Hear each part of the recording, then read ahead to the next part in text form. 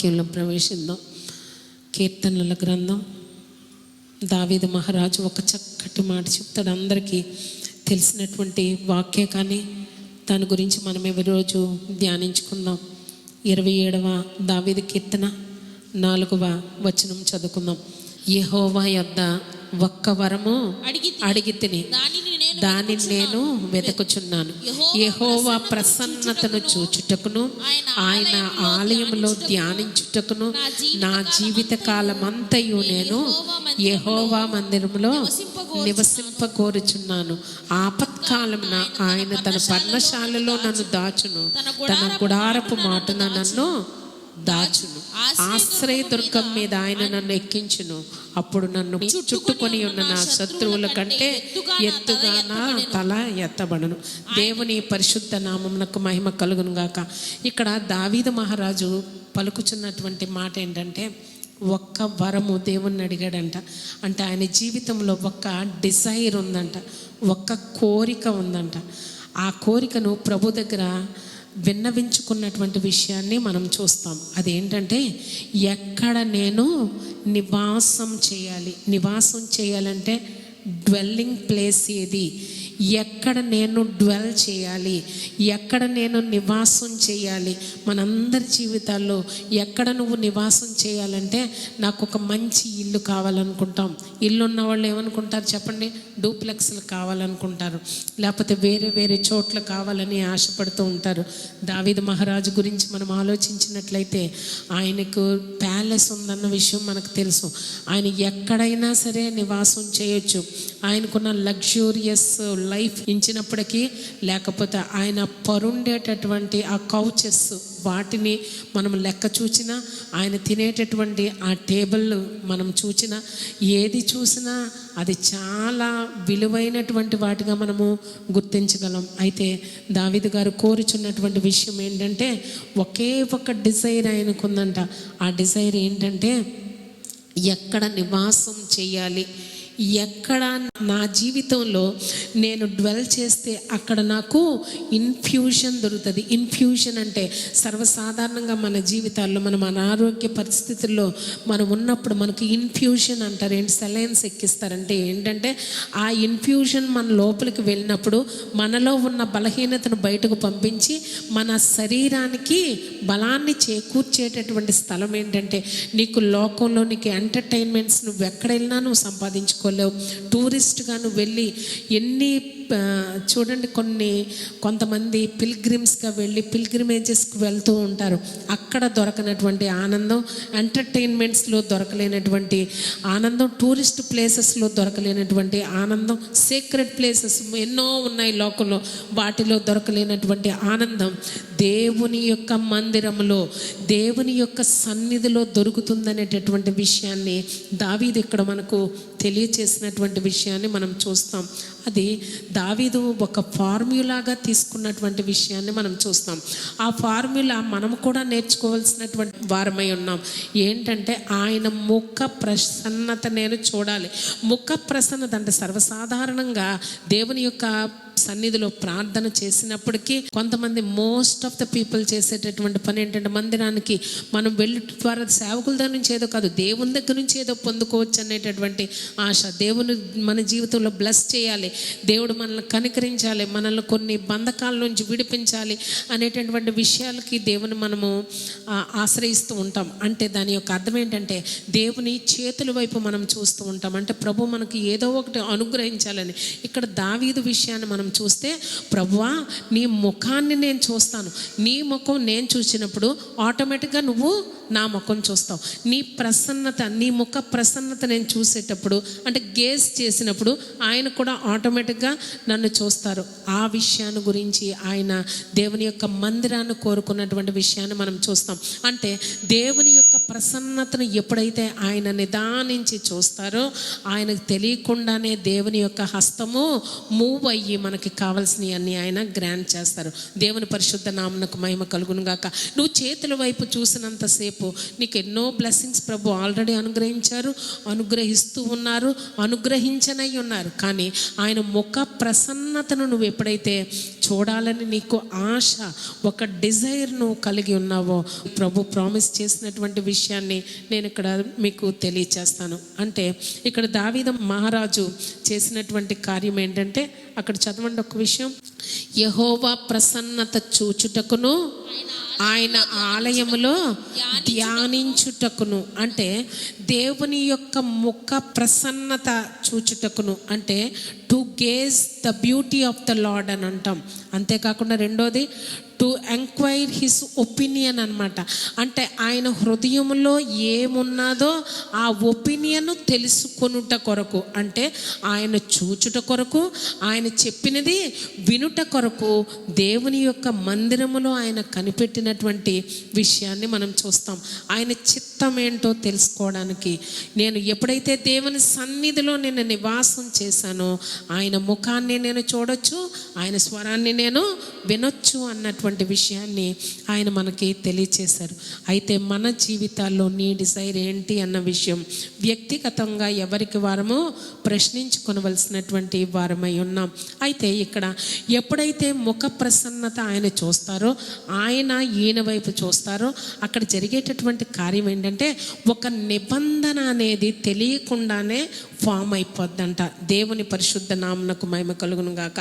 ఇరువురు ఒకరిని ఒకరు చూచేటప్పటికి ఒక రకమైనటువంటి ప్రేమ అనేది మానవుల్లో కూడా కలుగుతుందా లేదా చెప్పండి. నేను నీ ముఖం వైపు తేరి చూచినప్పుడు, నీవు నా కండ్లలోనికి తేరి చూచినప్పుడు ఒక రకమైనటువంటి ప్రేమ భావం ఎలా కలుగుతుందో, అలాగే దేవుడు ఒక మానవుడు కలిసి సృష్టికర్త, ఆయన సృష్టించినటువంటి సృష్టము ఒకరిని ఒకరు ఎప్పుడైతే గేస్ చేసుకుంటారో తెలియకుండానే ఒక కవనెంట్ ఫామ్ అవుతుందంట. ఆ కవనెంట్లో జరిగేటటువంటి, ఆ నిబంధనలో జరిగేటటువంటి కార్యం ఏంటంటే, ఆపోజిట్ పార్టీ, అంటే నువ్వు ఉన్నావు అనుకోండి, నీకు ఆపోజిట్ పార్టీ ఎవరంటే ప్రభువు. ఆ ప్రభు ఏంటంటే నీ డిజైర్ ఏది ఉందో ఆ డిజైర్ ఖచ్చితంగా ఆయన తీర్చాల్సినటువంటి అవసరత ఏర్పడుతుందంట. దేవుని పరిశుద్ధ నామమునకు మహిమ కలుగును గాక. అదే రీతిగా తండ్రి అయినటువంటి యెహోవా, ప్రభు అయినటువంటి యేసుక్రీస్తు కూడా దేవుని సన్నిధిలో కనిపెట్టుకుని, దావీదు మహారాజుకి ఏమి లేవు చెప్పండి, ఆయనకు కావాలంటే ఏదైనా తన అనుభవంలోనికి తెచ్చుకోగలరు.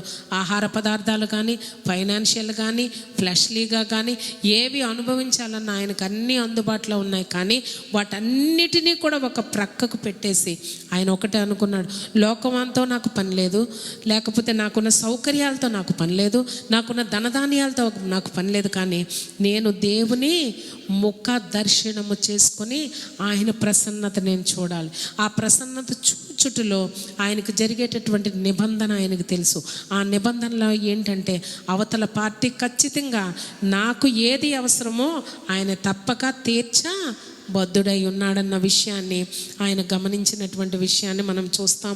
అలాగే మనం ఆలోచించినట్లయితే క్రొత్త నిబంధనలో మనం చూసినట్లయితే కన్య అయిన మరియను మనం ఆలోచించినట్లయితే ఆమె కూడా ఏం జరిగింది చెప్పండి, యోసేపుతో ప్రదానము చేయబడినటువంటి విషయాన్ని మనకు తెలుసు. అయితే గాబ్రియేలు దూత ద్వారా ఆమెకు వచ్చిన వర్తమానాన్ని బట్టి, పరలోకంలో నుండి వచ్చిన దీవెనకరమైనటువంటి ఆ వర్తమానాన్ని బట్టి ఆమె ఏం చేసిందంటే, నా బెట్రోతల విషయం ప్రక్కన పెట్టేద్దాం, లోకం ఏమనుకున్నా ప్రక్కన పెట్టేద్దాం, సమాజం ఏమనుకున్నా ప్రక్కన పెట్టేద్దాం, నా తల్లిదండ్రులు ఏమనుకున్నా ఆ విషయాలన్నీ నేను ప్రక్కన పెట్టి సర్వశక్తుడు నిన్ను కమ్ముకుంటాడంటే ఆమె దానికి లొంగిపోయినటువంటి విషయాన్ని మనం ఇక్కడ చూస్తాం. అంటే ప్రభువా నీ మాట చొప్పున నాకు అవును కాక. అది ఎక్కడ జరుగుతుందంటే దేవుని యొక్క సన్నిధిలోనే జరుగుతుందన్న విషయాన్ని మనం ఆలోచించాలంటే, వన్ థింగ్ అంటే అవసరమైనది ఒక్కటే. నువ్వు ఏది ఏర్పాటు చేసుకుంటే అది నీ యొద్ద నుండి తీసివేయబడదు. అయితే నీ చాయిస్ ఏంటి అన్నటువంటి విషయాన్ని మనం ఇక్కడ ఆలోచన చేయవలసినటువంటి వారమై ఉన్నాం. మనందరి జీవితాల్లో కొన్ని ఉంటాయి, మనకు కొన్ని డిజైర్స్ ఉంటాయి, అంటే లోక సంబంధమైన డిజైర్స్ ఉంటాయి. ప్రభువును మనం ఏమైనా అడగాలి అంటే, ప్రభు వాటన్నిటిని నువ్వు ఇంటరప్ట్ చేయమని అడగాలంట. మనకున్నటువంటి విషయాలన్నీ. అంతేకాకుండా ఒక విషయాన్ని నేను మీకు తెలియచేస్తాను. మనకన్నీ చాలా వాటితో మనం ప్రదానం చేయబడ్డాం. లీవ్ ఆల్ యువర్ బెట్రోతల్స్ అంటారు, లేకపోతే హ్యూమన్ ఎంగేజ్మెంట్స్. అంటే ఆమె యోసేపుతో ఎంగేజ్మెంట్ జరిగిపోయినటువంటి విషయాన్ని మనం చూస్తాం. అలాగే మనం కొన్ని మన జీవితాల్లో వీటిని విడవలేము అనుకుంటాం, వీటిని ప్రేమిస్తాం, ఇవి లేకుండా మనం బ్రతకలేము అనుకుంటాం. అవన్నీ శరీరానికి సంబంధించినవి అయినప్పటికీ, హ్యూమన్ ఎంగేజ్మెంట్స్ అయినప్పటికీ, కొన్ని బెట్రోతల్స్ అయినప్పటికీ, వాటన్నిటినీ కూడా నువ్వు ప్రక్కకు పెడితేనే కానీ దేవుని యొక్క దైవానుగ్రహము మనం పొందలేమనేటటువంటి విషయాన్ని మనం జ్ఞాపకము చేసుకోవలసినటువంటి వారమై ఉన్నాం. సర్వోన్నతిని యొక్క శక్తి నిన్ను కమ్ముకుంటుంది. మనందరి జీవితాల్లో మనం అనుకుంటాం మనకి ఫైనాన్సెస్ రావాలని ఆశపడతాం, మనకు ప్రొవిజన్స్ రావాలని ఆశపడుతూ ఉంటాం, మన జీవితాల్లో ఒక మంచి జీవితం జీవించాలని ఆశపడుతున్నాం. కానీ అవసరమైనది ఒక్కటన్న విషయాన్ని మనం మర్చిపోవడానికి వీల్లేదు. దేవుని యొక్క అభిషేకము మన మీద, మన కుటుంబం మీద, మన సంఘం మీద ఉన్నట్లయితే వారిలో ఒక్కరికి ఏ కొదువా లేకుండెను. దేవుని పరిశుద్ధ నామమునకు మహిమ కలుగును గాక. మనము ఒక పరిస్థితికి రావాలి. దావీదు వచ్చినట్లుగా, కన్య అయినటువంటి మరియ వచ్చినట్లుగా మన జీవితంలో కూడా ప్రభువా నాకున్నదంతా నీవే, నాకున్నదంతా నీదే అనేటటువంటి విషయాన్ని మనము దేవునికి అప్పచెప్పుకోవాలి.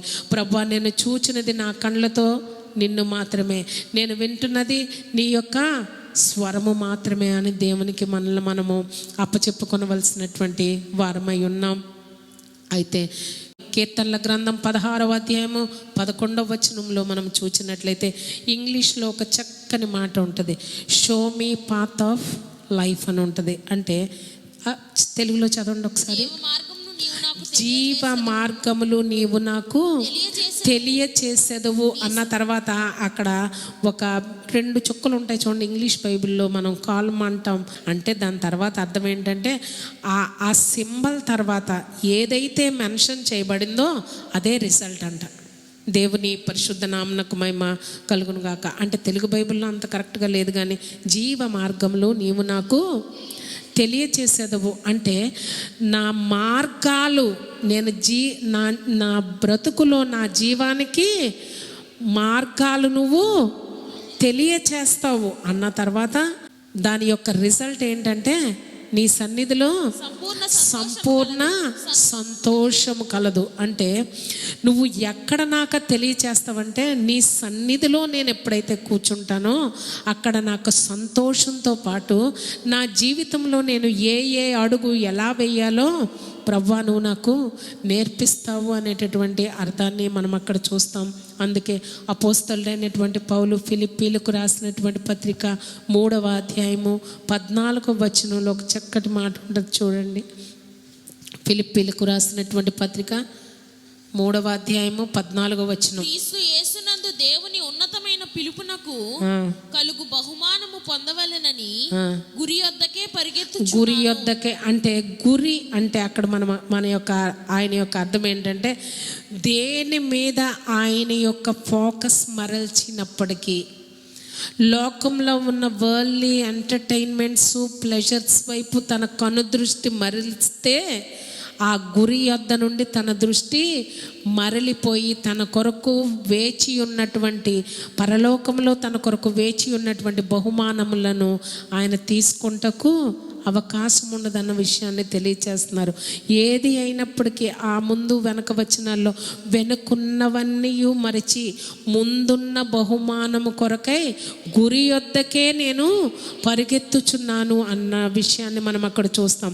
మన జీవితాల్లో మన గురి ఏంటంటే నిత్య జీవం అన్న విషయం మనకు తెలుసు, పరలోక రాజ్యం అన్నది మనకు తెలుసు. అయితే మనం ఏం చేస్తామంటే ఎంతమందికి నిత్య జీవం కావాలి, పరలోక రాజ్యం కావాలంటే బాప్తిసం తీసుకున్నది అందుకే కదండి, ప్రభువుని మేము నమ్మింది అందుకే కదండి, రక్షణ పుచ్చుకున్నది అందుకే కదండి, రక్షణ తీసుకున్నది అందుకే కదండి అని మనం కోరుతూ ఉంటాం, చెప్తూ ఉంటాం. కానీ అక్కడ జరిగేటటువంటి విషయం ఏంటంటే రక్షణ మార్గమే మన జీవితంలో మనం ఎన్నుకునేటటువంటి ఈ లోక మార్గాలు కూడా మనం ఎన్నుకుంటూ రెండింటిని బ్యాలెన్స్ చేస్తూ జీవిస్తూ ఉంటాం. అయితే దావీదు జీవితం ద్వారా, మరియా జీవితం ద్వారా మనం తెలుసుకున్నటువంటి విషయం ఏంటంటే ఏది ఏమైనప్పటికీ కొన్ని వదులుకోలేనన్న వాటిని కూడా,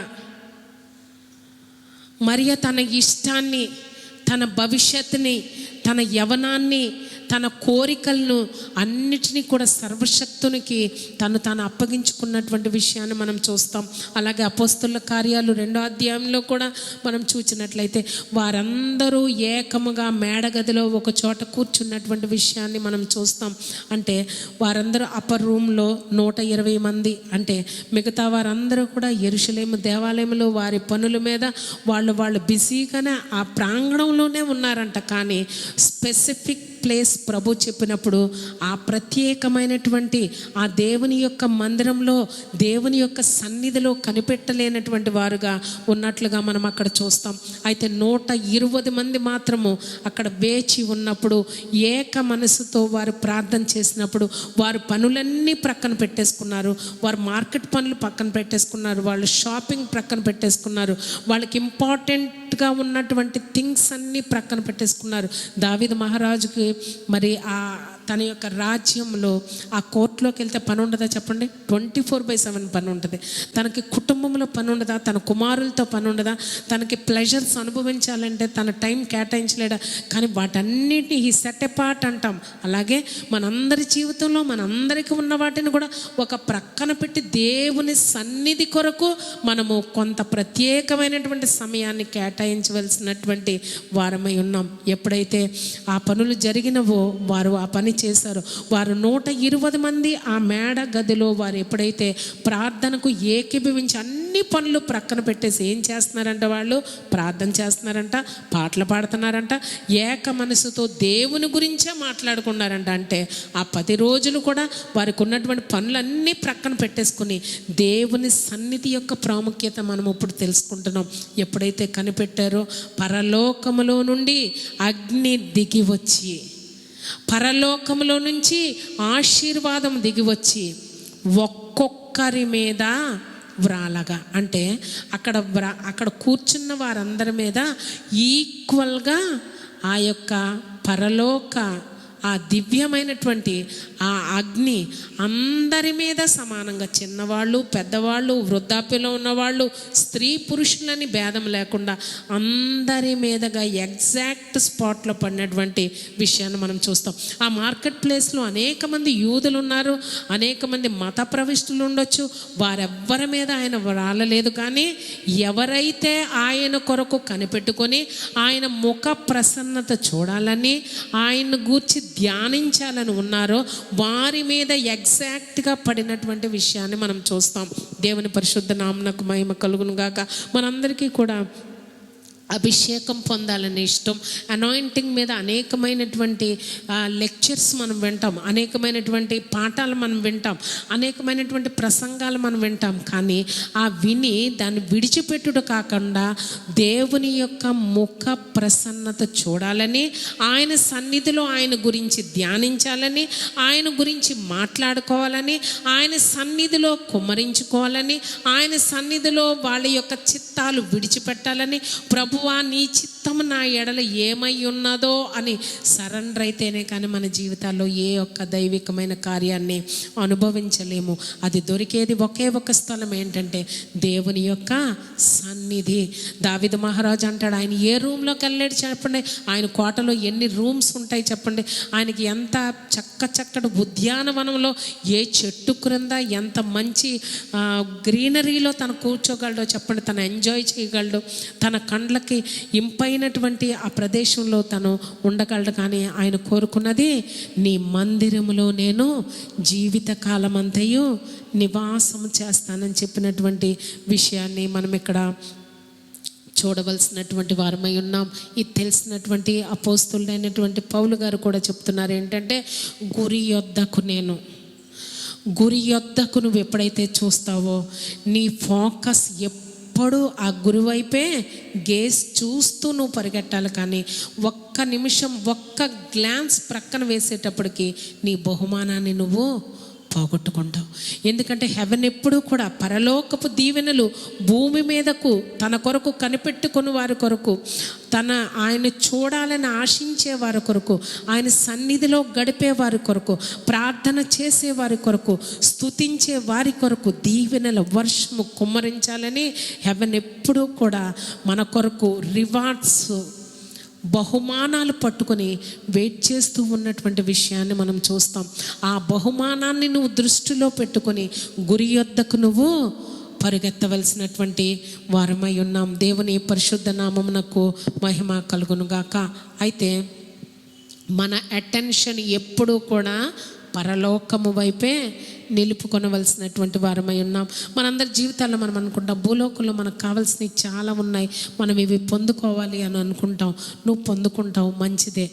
డాక్టర్లకి చేతికి అంతు చిక్కని వ్యాధి వచ్చినప్పుడు నువ్వు సంపాదించినవన్నీ నీకేమన్నా జీవాన్ని ఇస్తాయా? ఒక్కసారి ప్రశ్నించుకుంటే కోటీశ్వర్లు ఏమైపోయారన్న విషయం మన కళ్ళతో మనం చూసాం. ఏది కూడా డబ్బుతో కొనుక్కోలేం మన జీవితాల్లో. కానీ దేవుని వైపు, నీ గురి దేవుని వైపు చూచుచూ నీ పరుగు మనము తుదముట్టించవలసినటువంటి వారమై ఉన్నాం. నేను ఒక కథ మీతో పంచుకోవాలని ఆశపడుతున్నాను. 1952 సంవత్సరంలో ఫ్లోరెన్స్ చాడ్విక్ అనేటటువంటి నేను ఒక ఆర్టికల్ చదివాను. ఆమె ఏంటంటే లాంగ్ డిస్టెన్స్ స్విమ్మర్ అంట. అంటే ఈత చెప్తారు కదా, ఈత కొడతారు కదా నీళ్ళల్లో, ఆ స్విమ్మింగ్ చేసేటటువంటి లేడీ స్విమ్మర్ అనమాట. అంటే సర్వసాధారణంగా జెంట్సే ఈ స్విమ్మింగ్ చేస్తా వాళ్ళు స్విమ్మింగ్ వాటిల్లో వాళ్ళు బహుమానాలు పొందుకుంటూ ఉంటారు. కానీ ఈమె స్త్రీ అన్నమాట. అయితే ఆమె 2 డైరెక్షన్స్లో కూడా ఆవిడ స్విమ్ చేయగలిగిన నైపుణ్యత కలిగినటువంటి ఆమె. అయితే ఆమె అనేక సందర్భాల్లో రికార్డ్స్ సృష్టిస్తూ ఉందంట. అయితే ఒక 32 సంవత్సరాల ప్రాయం వచ్చినప్పుడు ఆవిడ ఏం చేసిందంటే కెడలినా ఐలాండ్ నుంచి కాలిఫోర్నియా షోర్, అంటే ఒక 20 దాదాపు నేను చెప్పేటటువంటి డిస్టెన్స్ 20 మైళ్ళు ఆమె స్విమ్ చేస్తూ ఇక్కడ నుంచి ఈ ద్వీపం దగ్గర నుంచి కెడలినా ద్వీపం దగ్గర నుంచి కాలిఫోర్నియా షోర్ వరకు ఆమె ఈత ఈదుకుంటూ వెళ్ళి తన యొక్క రికార్డు సృష్టించవలసినటువంటి పరిస్థితి ఆ సీజన్ అది. అయితే ఆమె ఈ యొక్క ద్వీపం దగ్గర నీటిలోనికి ఆమె అడుగు పెట్టేటప్పటికి ఆ వెదర్ ఆమెకు అనుకూలంగా లేనటువంటి పరిస్థితి అప్పుడు. అయితే వాటర్ చాలా కోల్డ్గా ఉందంట.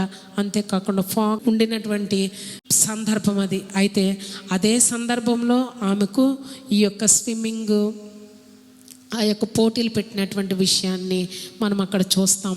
అయితే ఈవిడ అక్కడ అడుగు పెట్టినప్పుడు ఈవిడికి భయం వేసిందంట. కానీ ఆ షోర్ వరకు ఆమె ప్రయాణం చేయాలి కనుక ఆమె ఈత మొదలుపెట్టిందంట. ఎప్పుడైతే ఆ పరిస్థితులు అలాగున్నాయో ఆ వెనక ఉన్నటువంటి వారు ఒక బోట్ను కూడా పంపించారంట.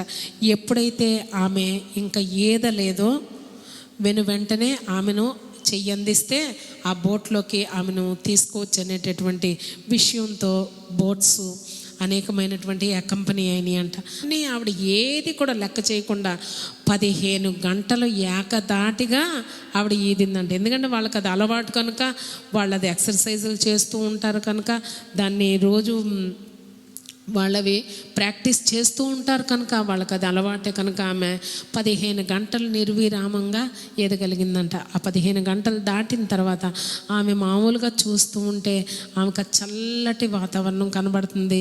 మళ్ళీ ఆ మంచులాగా ఫాగే కనబడుతూ ఉందంట. ఇంకా అనుకుందంట 15 గంటలు ఈదిన తర్వాత ఇంకా తనకు ఫిజికల్గా ఎమోషనల్గా ఎగ్జాస్ట్ అయిపోయి తన చేతులు పైకెత్తిందంట. ఎప్పుడైతే చేతులు పైకెత్తిందో ఇంకా తను లేదు అన్న విషయం గమనించినటువంటి ఆ బోటు ఎప్పుడైతే కంపెనీ అవుతున్నటువంటి బోట్లో వారు చుట్టుక్కున ఆమెను తీసుకుని పైకి లేపి బోట్లో కూర్చోబెట్టుకుని కొంచెం దూరం తీసుకుని వెళ్ళేటప్పటికి కాలిఫోర్నియా షోర్కి ఆమెను రీచ్ చేస్తారంట. అప్పుడు ఆమెకి ఒకటి అర్థమైందంటే ఏంటంటే 15 గంటలు నేను ప్రయాసపడి ఇదేను జస్ట్ ఇంకొక 5 నిమిషాలు ఇస్తే షోర్ రీచ్ అయిపోనంట. కానీ ఆవిడ షోర్ రీచ్ అవ్వకుండా చేతులెత్తి ఆవిడ సేవ్ చేసుకుని ఆ పడవలో అక్కడికి వెళ్ళింది కనుక ఆ పోటీలో ఆవిడ ఓడిపోయినటువంటి విషయాన్ని చూస్తాం.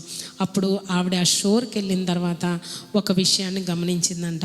నేను ఇంతవరకు చూసింది ఏంటంటే షోర్ చూడకుండా, ఆ ఒడ్డు చూడకుండా ఈ యొక్క కోల్డ్ వాటర్ని, ఈ యొక్క ఫాగ్ని చూచి ఆమె నిర్ణయాన్ని మార్చేసుకుని ఇంకా నేను చేయలేను అని చేతులు ఎత్తేసినటువంటి విషయాన్ని అక్కడ ఆమె చేసింది అన్న విషయాన్ని ఆవిడ తెలియచేసినటువంటి విషయాన్ని మనం చూస్తాం.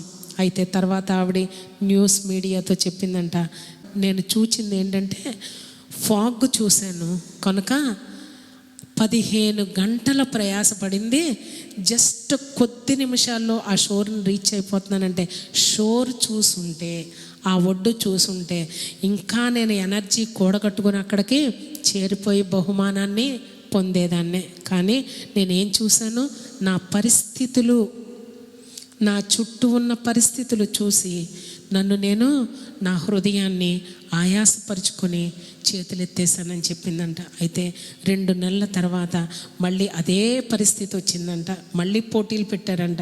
పోటీలు పెట్టిన తర్వాత ఈసారి ఈవిడ ఏం చేసిందంట, మళ్ళీ అదే ప్లేస్లోంచి స్టార్ట్ అయిందంట స్విమ్మింగ్. ఇప్పుడు ఈవిడ ఒక నిర్ణయానికి వచ్చేసిందంట, ఇది వరకు నేను చేసినటువంటి పని ఇక మీదట నేను చేయలేను. నెక్స్ట్ మళ్ళీ 2 months తర్వాత మళ్ళీ అదే పెట్టారంట కెటలిన్ ఐలాండ్లో.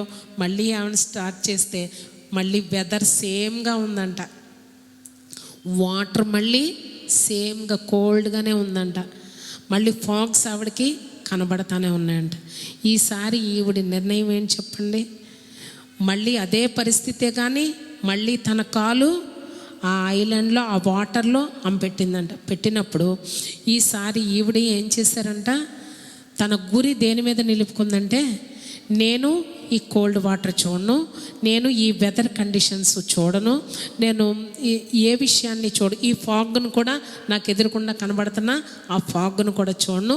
కానీ తన ఇమేజ్ తన మైండ్లో ఏమని తయారు చేసుకుందంటే, కాలిఫోర్నియా షోర్ని తన మైండ్లో తన ఇమేజ్ తను క్రియేట్ చేసుకుని, ఏది ఏమైనా సరే నేను దాన్ని రీచ్ అవుతాను అనుకుందంట. తను విజయవంతంగా ఆ షోర్ని చేరగలిగి రికార్డు సృష్టించినటువంటి విషయాన్ని మనం అక్కడ చూస్తాం. అయితే ఈవిడ మళ్ళీ మీడియాతో మళ్ళీ వచ్చినప్పుడు వాళ్ళతో ఏమని చెప్పిందంటే, గతంలో నేను చేసిన పని ఏంటంటే ఆ కోల్డ్ వాటరు, వెదర్ కండిషను, ఆ ఫాగ్ చూశాను కానీ షోర్ని చూడకపోబట్టి 1 మైల్ ఉంటుండగా, దాదాపు ఇది 1 మైల్ ఉంటుండగా నేను ఐ గేవ్ అప్. కానీ ఈసారి మాత్రం నా మెంటల్ పిక్చర్ ఏంటంటే, నా ఇమేజ్ ఏంటంటే, ఆ కాలిఫోర్నియాలో ఉన్నటువంటి ఆ షోర్ని, కాలిఫోర్నియా షోర్ని ఎప్పుడైతే నేను నా గోల్గా పెట్టుకున్నానో ఇవేవి నాకు లెక్కకు రాలేదు కనుక స్విమ్ చేసి అతి త్వరగా వెళ్ళి తన వరల్డ్ రికార్డును సృష్టించినటువంటి విషయాన్ని మనం ఇక్కడ చూస్తాం. మనందరి జీవితాల్లో ఈ యుద్ధ రంగం మంది. అయితే ఈ లైఫ్లో అనేకమైనటువంటి అప్ అండ్ డౌన్స్ ఉంటాయి, మౌంటైన్ టాప్స్ ఉంటాయి, డౌన్ ఇన్ ద వ్యాలీకి వెళ్ళే పరిస్థితులు ఉంటాయి. దావీదు మహారాజు చెప్పినటువంటి విషయం, గాఢాంధకారపు లోయలో నేను సంచరించి, లోయ అనుభవాలు, అనేకమైనటువంటి దుఃఖాలు, వ్యాధులు, సమస్యలు, ఆర్థిక ఇబ్బందులు, కుటుంబ సమస్యలు వచ్చినప్పుడు వాటిని చూస్తూ మనకు ముందు ఉంచబడినటువంటి గురి వద్దకు రీచ్ అవ్వలేకపోతున్నాం. కానీ మనందరితో ప్రభు ఈరోజు దేవుని యొక్క ముఖ ప్రసన్నత, దావీదు మహారాజు తన రాజ్యములో తన జయాలు పొందడానికి కారణం ఏంటంటే తన గురి దేవుని వైపు నిలుపుకున్నటువంటి విషయాన్ని మనం చూస్తాం. అయితే మన గురి దేని వైపు నిలుపుకున్నాం? మన గురి నిరంతరం ఎక్కడ నువ్వు నివాసం చేస్తున్నావు? నీ శరీరం ఎక్కడ నివాసం చేస్తుంది? నీ మనస్సు ఎక్కడ నివాసం చేస్తుంది? నీ హృదయం ఎక్కడ నివాసం చేస్తుంది? నీ యొక్క తలంపులు ఎక్కడ నివాసం చేస్తున్నాయి అంటే, ఎవరికి వారమే ఉత్తరవాదులమై ఉన్నాం. ప్రభువా, మరియ వల్లే మనం చెప్పాల్సినటువంటి వారమై ఉన్నాం. నాకున్నదంతయు నీవిచ్చిందే కదా ప్రభువా, నీ చిత్తానికి నన్ను నేను అప్పగించుకుంటున్నాను అని ఎప్పుడైతే మన జీవితంలో అది నువ్వు అప్పగించుకునేటటువంటి స్థలం నీ ఇల్లు అయితే కాదు. ఇంటిలో మనల్ని మనం అప్పగించుకోవడానికి ఇంత పీస్ఫుల్గా ఉండడానికి అవకాశం ఉంటుందా చెప్పండి? ఎక్కడ స్టవ్ మీద ఏముందో, అవతలేం జరుగుతుందో, యువతలేం జరుగుతుందో, ఎప్పుడైతే దేవుని యొక్క మందిరంలో, దేవుని యొక్క ప్రసన్నతలో, దేవుని యొక్క వాక్యంలో, దేవుని స్తుతి ఆరాధించడంలో వచ్చామో మనం అన్నీ ప్రక్కకు కట్టిపెట్టేసాం. ఇప్పుడు వరకు మీరు ఆ కథ వినేటప్పుడు ఏదైనా మీకు గుర్తొచ్చిందా? మీ ఇంటి సమస్యలు గుర్తొచ్చినాయా? మీ ఆర్థిక సమస్యలు గుర్తొచ్చినాయా? మీ కుటుంబ పరిస్థితులు గుర్తొచ్చినాయా? మీ బిడ్డలు గుర్తొచ్చారా? మనకు దేవుని మనశ్శాంతి దొరికేది, ఆత్మకు నెమ్మది దొరికేది దేవుని యొక్క సన్నిధి మాత్రమే. ఈ సన్నిధిలో ఎప్పుడైతే మనం కూర్చున్నామో, అందుకే దావీదు మహారాజు చెప్తున్నటువంటి ఆ మాట ఏంటంటే, దేవుని యొక్క మందిరంలో, దేవుని యొక్క సన్నిధిలో ఆయన చేతుల వైపు చూడడం కాదంట, ఆయన ముఖాన్ని నేను గేజ్ చేస్తూ, ముఖాన్ని గేజ్ చేస్తే ఏం జరుగుతుందంటే, ముఖాన్ని నువ్వు చూస్తుంటే తెలియకుండానే దేవుని యొక్క హ్యాండ్ దావీదు వైపు మూవ్ అయిపోతుందంట. దేవుని పరిశుద్ధ నామమునకు మహిమ కలుగును గాక. మనందరి జీవితాల్లో మనము దేవుని యొక్క ప్రభువా నువ్వు నాకు ఈ బ్లెస్సింగ్ ఆ బ్లెస్సింగ్ అని నువ్వు అడగక్కర్లేదు. దేవుని సన్నిధిలో నువ్వు కూర్చుని ప్రభువా నీ ముఖ, దావీదు మహారాజు ఆయన అదే ఫార్ములా చేసి అనేకమైనటువంటి ఆశీర్వాదాలు తన బ్రతుకు దినములో ఎవరు తన ఎదుట నిలువ నేరకుండునట్లు దావీదు హృదయానుసారుడైనటువంటి మనుష్యుడని తన తరము వారికి సేవ చేసినని అపోస్తల కార్యాల్లో వ్రాయబడి ఉంటుంది. దీని అంతటికీ కారణం ఏంటంటే దేవుని యొక్క ముఖాన్ని, ముఖ ప్రసన్నతను చూడవలెనని, ఆయనను గూర్చి ధ్యానించుటకు, ఆయన మందిరములో నివాసము చేయుటకు, ఎంతకాలం అంటే జీవితకాలం అంతయు నివాసము చేయవలనని నేను కోరుకున్నాను. ఒక వరం అడిగాడంట. నిన్ను ప్రభు ఈరోజు ఒక వరం అడిగితే నువ్వేం కోరుకుంటావు? నీ జీవిత దినాలన్నీ కృపాక్షేమములు, ఆయురారోగ్యాలు కావాలంటే నువ్వేం కోరుకోవాలి తెలుసా? ఎవరిని కోరుకోవాలి? ప్రభా నువ్వు ఉంటే నాకు చాలా అనాలి. నేను ఒక విషయం చెప్తాను. గిఫ్ట్ అనేది ఇవాళ ఇచ్చేస్తాను, తినేస్తారు, అనుభవించేస్తారు, అయిపోతుంది. అది కాదు, గివర్ను పట్టుకోవాలంట. కనుక అబ్రహాము విషయంలో నేను ఒకటి మీకు జ్ఞాపకం చేస్తాను. అబ్రహాము సమృద్ధిని నమ్ముకోలేదంట, సమృద్ధి కలుగ చేసిన వాడిని నమ్ముకోబట్టి భూలోకంలోని వంశములన్నీ నీ మూలముగా ఆశీర్వదించబడును, ఇది నా తోడు అని పలికాడంట ప్రభు. దేవుని పరిశుద్ధ నామమునకు మహిమ కలుగును గాక. ఆశీర్వాదమైనటువంటి ఇస్సాకును నమ్ముకోలేదంట, ఆశీర్వాదము కలుగ చేసిన వాడిని నమ్ముకోబట్టి ఇస్సాకు మూలముగా క్రీస్తు వచ్చినటువంటి విషయాన్ని మనం అక్కడ గమనిస్తాం. అలాగే మనందరి జీవితాల్లో కూడా గురి యొద్దకు, నీ గురి ఏంటంటే నిత్య జీవము, పరలోక రాజ్యము, ప్రభు యొక్క రాకడ పర్యంతం నమ్మకంగా ఉండుట కొరకు. ఇటు అటు అటు ఇటు చూస్తే నీకు డిస్ట్రాక్షన్సే.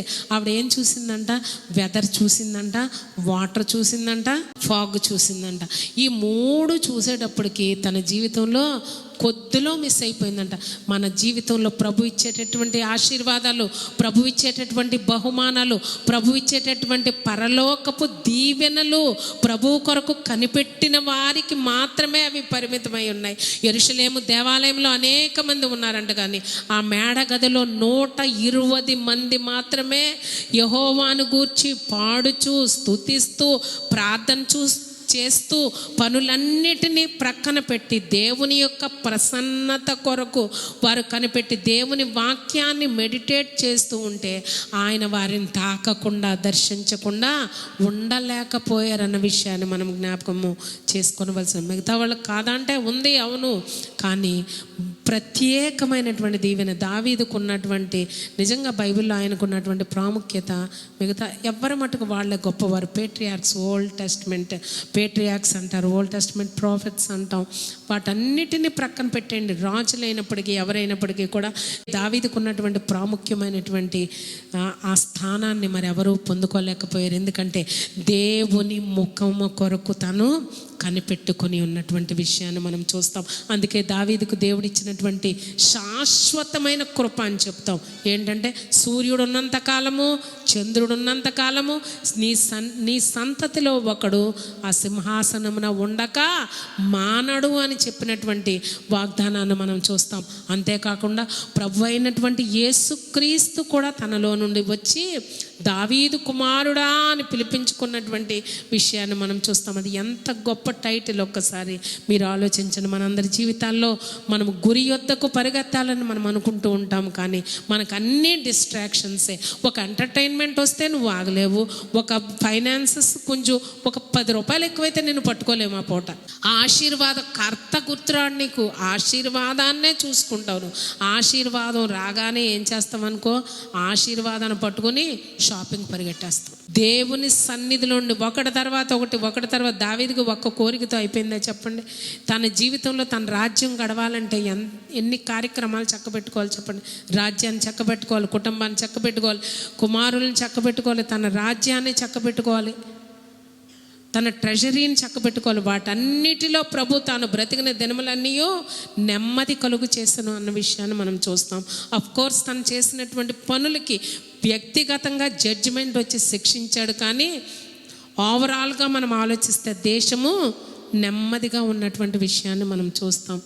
మన ప్రాకారాల్లో నెమ్మది లేదు, మన కుటుంబాల్లో నెమ్మది లేదు, మన ఇంటి సరిహద్దులు గోడల్లో నెమ్మది లేదు, మన భార్యలతో నెమ్మది లేదు, భర్తలతో నెమ్మది లేదు, బిడ్డలతో నెమ్మది లేదు, ఫైనాన్షియల్ ప్రాబ్లమ్స్లో నెమ్మది లేదు, ఆరోగ్య పరిస్థితులతో నెమ్మది లేదు, బయటకు వెళ్తే నెమ్మది లేదు, లోనికి వస్తే నెమ్మది లేదు. కానీ మనము మన జీవితాన్ని నువ్వు ఏ డిజైర్తో జీవిస్తున్నావు ఒక్కసారి ఆలోచన చేసుకో. నీ డిజైర్ ఏంటి? దావీదుని అడిగితే నాకు ఒక వరం అడిగితే, నా వరం ఏంటంటే నీ ముఖ ప్రసన్నత చూచుటకును, నీ ఆలయంలో నీ మాటలు ధ్యానించుటకును, జీవితకాలమంతయు యెహోవా మందిరంలో నివాసం చేయవలనని నేను కోరుచున్నాను. అది దావీదు యొక్క ఫార్ములా. మనకు అదే ఫార్ములా ఆయన నేర్పించారు. అయితే నీ ఫార్ములా ఏంటో ఒక్కసారి నీ అంతట నువ్వు డిసైడ్ చేసుకో. చాయిస్ నీదే. దేవుని యొక్క సన్నిధియా, లోక సన్నిధ? ఉద్యోగాల గురించి నేను మాట్లాడట్లేదు. వ్యర్థంగా నీ టైం నువ్వు వేస్ట్ చేస్తున్నావు. ఎక్కడ ఖర్చు పెడుతున్నావు నువ్వు టైము? ఎంత ఖర్చు పెడుతున్నావు? ఎవరికి ఖర్చు పెడుతున్నావు? దేవునికి ఎంత ఖర్చు పెడుతున్నావు? మానవునికి ఎంత ఖర్చు పెడుతున్నావు? ఆ మానవునికి ఖర్చు పెట్టేటటువంటి నీ టైము వ్యానిషెస్ అంటే అర్థం ఏంటో తెలుసా? పోతుంది. దేవుని దగ్గర ఒక్క దినము గడుపుట 1000 నాళ్ల కంటే శ్రేష్టము. కనుక దావీదు మహారాజు పలికినటువంటి ఆ మాటలు మన ముందు ఉన్నాయి. అయితే చాయిస్ అనేది ప్రభు మనకి అప్పచెప్పారు. నువ్వెక్కడ నివసింప గోరుచున్నావు? నీ నివాసము ఏమిటి? మీరు ఏ నివాసం చేస్తారో మీ బిడ్డలు కూడా మీ ఫుట్ స్టెప్స్ ఫాలో అవుతారు. నువ్వు ఏది కోరుకుంటావో నీ బిడ్డలు కూడా అదే కోరుకుంటారు. కనుక తల్లిదండ్రులమైనటువంటి మనమైనప్పటికీ, సంఘ కాపరులైనప్పటికీ నీ చాయిస్ ఏంటి? నువ్వు ఎక్కడ నివసింప కోరుచున్నావు? దావీదు చెప్పిన రీతిగా యెహోవా ప్రసన్నత చూచుటకును, ఆయన ముఖ దర్శనము చేయుటకును, ఆయన ఆలయంలో ఆయన మాటలు ధ్యానించుటకును, జీవితకాలమంతయు నా దేవుని మందిరంలో నేను నివాసం చేయుటకును కోరుకుంటున్నాను. అటువంటి ధన్యకరమైన జీవితం ఆ పరిశుద్ధాత్మను మనందరికీ అనుగ్రహించును కాక. ఆమేన్.